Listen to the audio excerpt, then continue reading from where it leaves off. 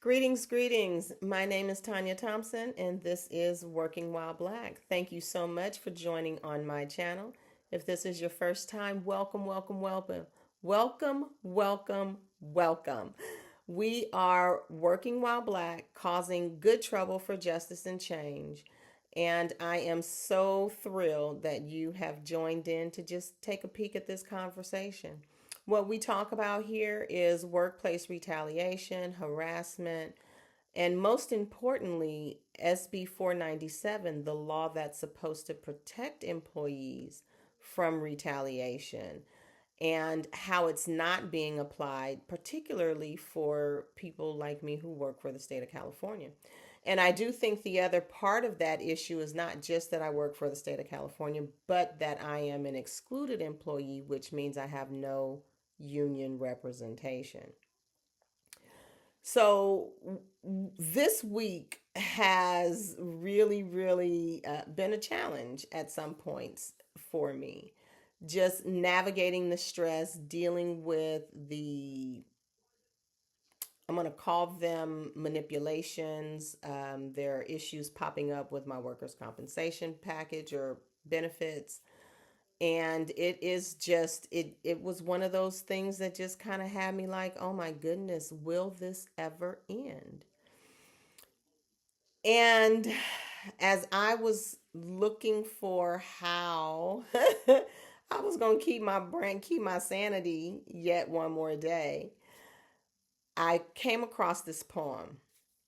Maya Angelou, Still I Rise. Maya Angelou, Still I Rise. And as I am sharing my story, why I started this platform, why I launched the channel, what I'm hoping to accomplish, as I begin to share that, I'll start by sharing the first stanza of her poem, which says, "You may write me down in history with your bitter, twisted lies. You may trod me in the very dirt, but still, like dust, I'll rise." And just that first stanza has meant so much to me in this journey as I was feeling depleted and whatnot just this past week. Just remembering that for the bitter, twisted lies that they're telling, the manipulations that are happening through the state agencies, and apparently also through the politicians that I've started to reach out to. With all of that, I still rise. I still can rise and soar and fly. And they have nothing. They can't steal my joy. They can't crush my spirit.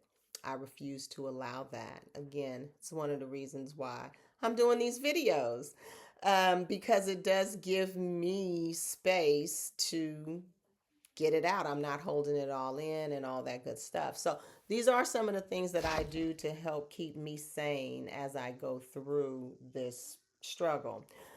I wanted to go through and start to share my story in more detail and make sure that you have a like a chronological picture of the things that happened and make sure that you're clear what the protected activity was, where the retaliation happened, and where the SB 497 protections should be applying but are not.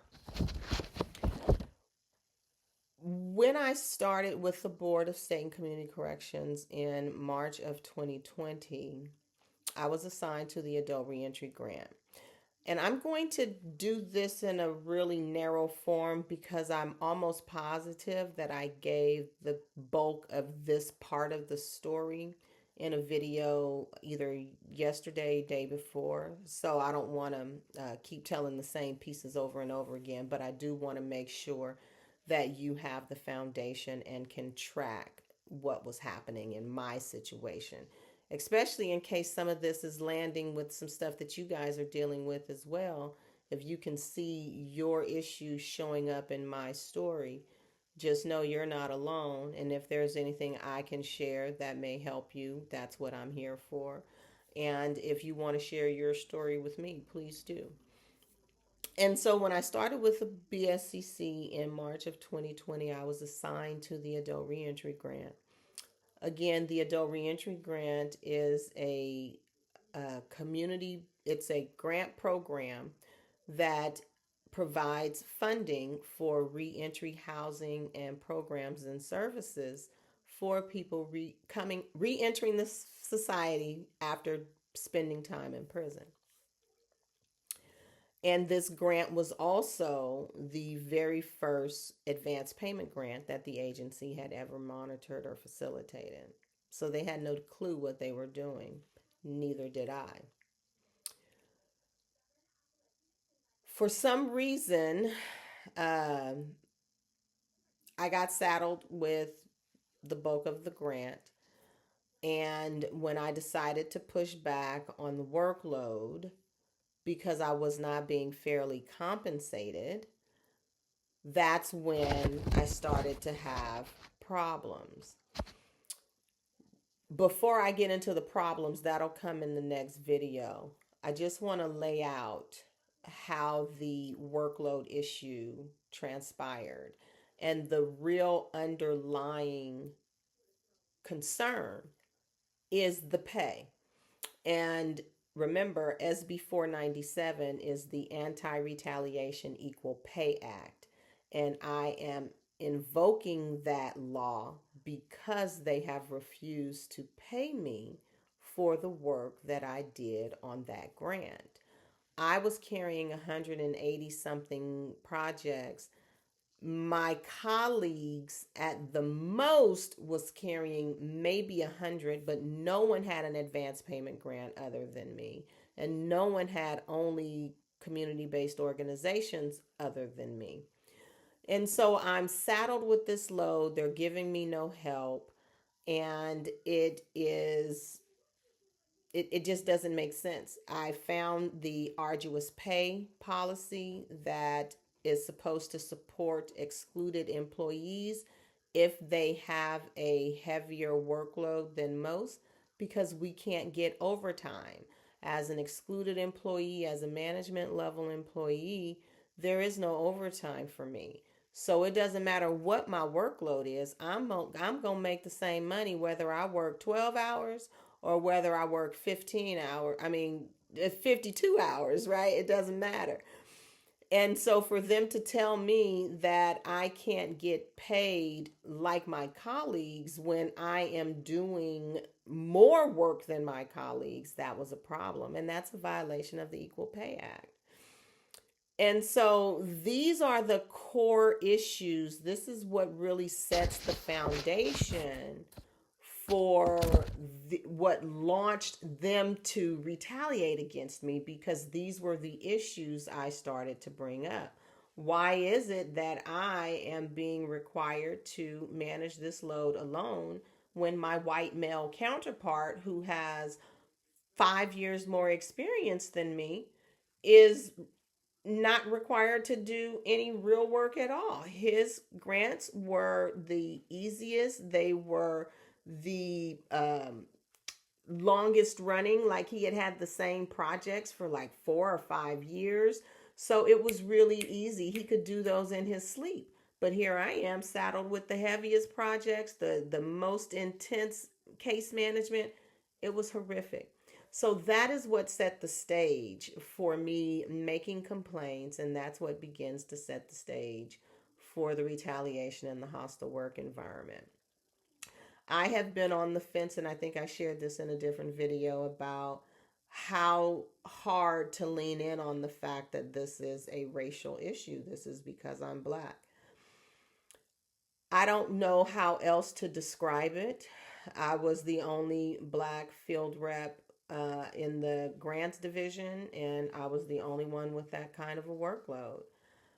I can't understand how the white field rep was allowed to transfer, but the Black field rep couldn't get any support. So I'm not really sure how this is supposed to go down or why it went down the way that it did.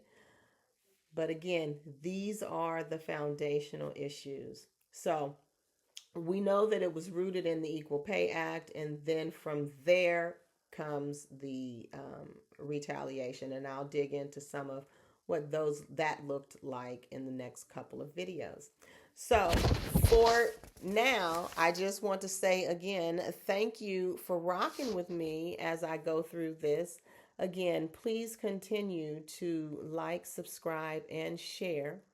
The goal is to get this video in the hands of the people who can do something. And again, the people who can do something aren't necessarily politicians or attorneys, although finding a good attorney would go a long way. So attorneys who are out there who are looking for the easy case, I think it's easy because the law is on my side. Apparently, suing the state of California is just not something that people are interested in.